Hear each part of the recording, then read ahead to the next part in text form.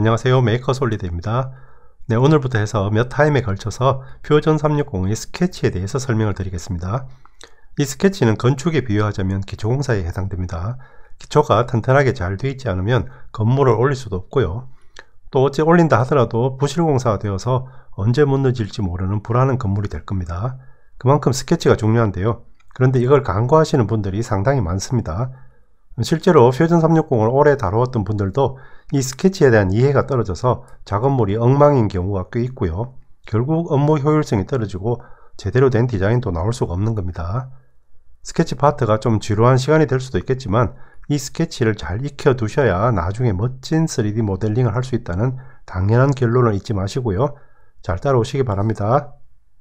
네, 시작하기 전에 스케치는 반드시 평면 위에서 작성해야 한다는 점을 알고 계셔야 되고요.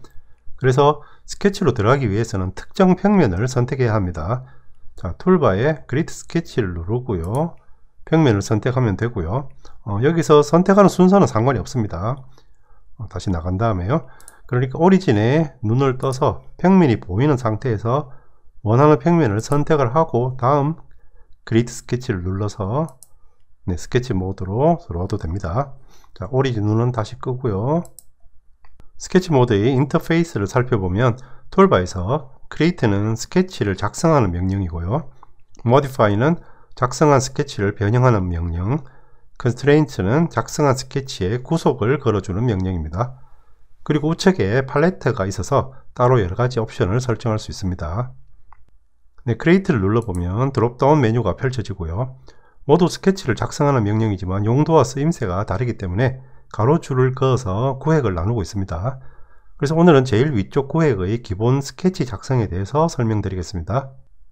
먼저 제일 위에 있는 라인이고요. 직선을 그리는 명령입니다. 선택하면 자, 라인 명령으로 들어왔고요. 지금 커서 바로 우하단을 보면 작은 아이콘이 보이는데요. 이게 라인을 상징하는 아이콘이고 현재 라인 명령 상태라는 걸 표시하고 있는 겁니다.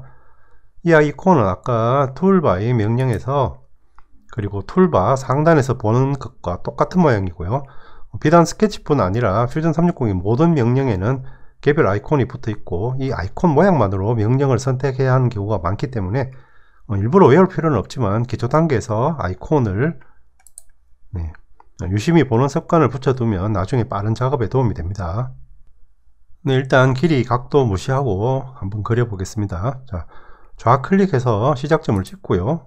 손가락을 떼고 이동한 다음 다시 좌클릭, 또 손가락 떼고 이동한 다음 좌클릭, 또 손가락 떼고 이동한 다음 좌클릭, 이런 식으로 쭉 이어서 직선을 그려주면 됩니다. 네, 이제 이 라인 작성을 끝내려면 두 가지 방법이 있는데요. 첫 번째는 마지막 포인트 주위에 원형의 체크 박스가 보이고요. 커서를 가져가면 이렇게 녹색으로 바뀝니다. 그걸 클릭하면 라인이 끝나게 됩니다. 자, 다시 라인을 그리는데요. 지금 커서 밑을 보면 아직 라인 명령 상태에 있기 때문에 명령을 새로 실행할 필요 없이 그대로 그냥 다시 시작하면 됩니다. 자, 두 번째 방법은요. 클릭, 클릭 똑같이 그려주고요. 클릭, 자, 마지막 포인트에서 더블 클릭하면 라인이 바로 끝나게 됩니다. 아까보다는 조금 더 빠르게 라인을 끝낼 수 있습니다.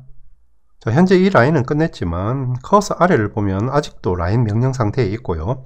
라인 명령을 완전히 끝내고 대기 상태로 나가려면 키보드에서 엔터키나 이스케이프 키를 누르면 아이콘이 이제 사라지고 완전히 라인 명령에서 빠져나왔습니다.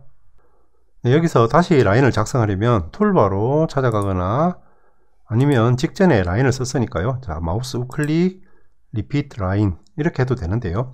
여기서 더 빠른 방법은 단축키를 이용하는 겁니다. 자, 툴바에서 라인 명령에 가보면요. 자, 명령 우측에 L이라고 표시가 되어 있고요. 이게 퓨전 360에서 디폴트로 설정되어 있는 단축키입니다.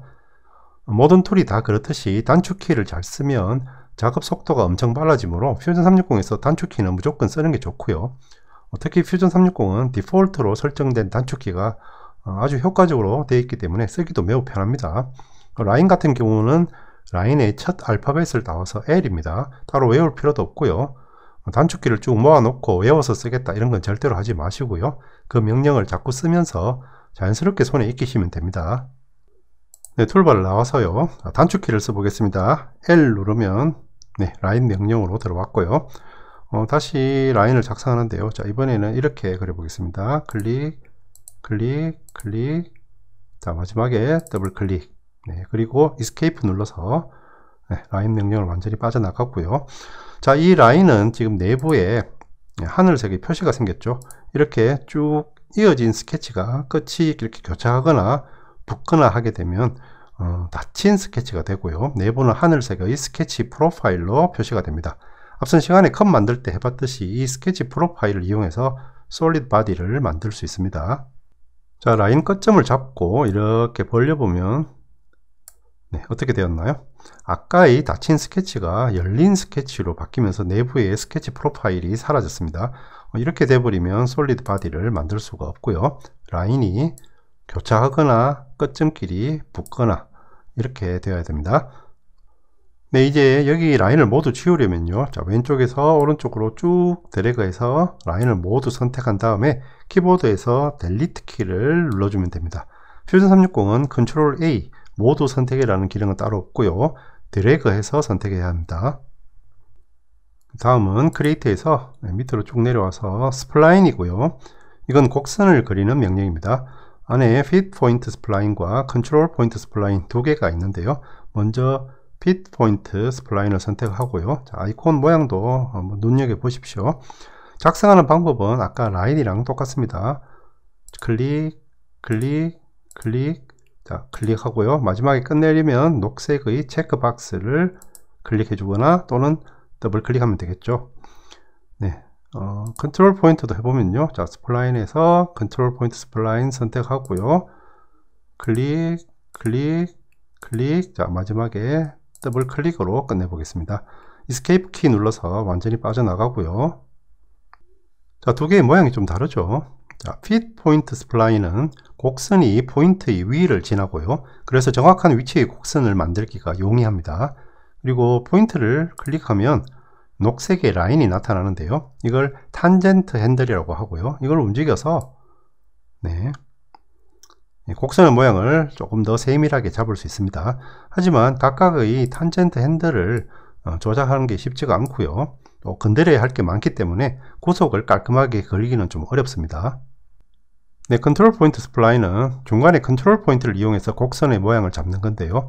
탄젠트 핸들이 따로 없기 때문에 구속 걸기는 더 편합니다만 이 포인트와 라인이 떨어져 있어서 곡선을 의도한 대로 그리기가 쉽지가 않고요. 또 그래서 정확한 곡선을 그리려면 일일이 포인트를 따로 추가해 줘야 되는 번거로움이 있습니다. 서로 장단점이 있으니까요. 상황에 맞춰서 더 편한 걸로 골랐으면 되겠습니다. 네, 그리고 Fit Point Spline에서요. 자, 끝을 이렇게 연결을 하면 네, 전체가 부드러운 곡선에 이 닫힌 스케치를 만들 수가 있고요. 역시 내부에 스케치 프로파일을 이용할 수 있습니다. 네, 그리고 스플라인 작성에서 한 가지 주의하셔야 할 점은요. 스플라인을 그릴 때 핏 포인트든 컨트롤 포인트든 상관없이 최소한의 포인트로 작성해야 한다는 겁니다. 포인트는 많아지면 많아질수록 조절하기가 힘들어지고요. 결과적으로 모양도 이쁘게 안 나오니까요. 꼭 필요한 곳에만 최소로 찍어야 합니다. 네, 스플라인 작성에 대한 더 상세한 내용은 나중에 따로 다루겠습니다. 네, 다음은 렉탱글 직사각형입니다. 모두 3개가 있는데요. 자, 제일 위에 투 포인트 렉탱글은 단축키 R이 붙어 있습니다. 렉탱글이니까 R이고요. 외울 필요가 전혀 없습니다. 자, 선택하고요. 자, 아이콘 모양도 한번 보시고요. 자, 한쪽 꼭지점을 찍고 손가락을 뗀 다음 대각선으로 쭉 벌려줍니다. 자, 일단 치수는 넣지 않고요. 클릭해서 끝냅니다. Escape에서 명령을 나간 다음에요. 자, 지금 이 사각형을 보시면 두 개의 수평 라인과 두 개의 수직 라인으로 구성된 직사각형이고요. 포인트 하나를 잡고 움직여 보면 네, 이렇게 모양은 바뀌지만 수평 수직의 직사각형 자체는 그대로 유지가 됩니다. 왜 이 수평 수직이 계속 그대로인지는 나중에 스케치 구속 시간에 자세히 설명드립니다. 네, 다음은 렉탱글에서 두 번째 있는 3포인트 렉탱글입니다. 선택하고요. 자, 얘는 포인트 3개로 기울어진 직사각형을 그릴 수가 있고요. 자, 첫 번째 찍고 두 번째 찍고 다음 쭉 벌려서 네, 세 번째 찍어주면 됩니다. 네, 얘도 포인트를 잡고 움직여 보면 네, 이 모양 자체는 바뀌지만 직사각형의 형태는 그대로 유지가 됩니다. 네, 세 번째는 센터 렉탱글입니다. 선택하고요.